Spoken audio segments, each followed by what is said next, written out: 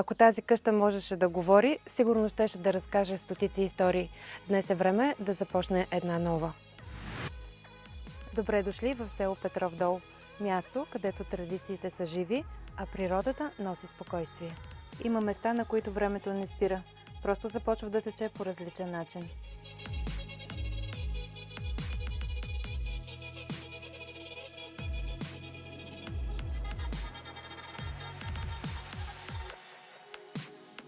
Домовете като този не впечатляват с лукс, те впечатляват с душа. Тук всяко дърво е посадено с надежда. Всеки камък е поставен с труд, а всяка пролет е добавила още живот към този двор. 1400 квадратни метра, не просто двор, пространство за живот, за детски смях, за летни вечери с приятели, за спомени, които тепърва ще се създават. Днес тази къща не търси просто нов собственик, търси семейство, което ще продължи историята й.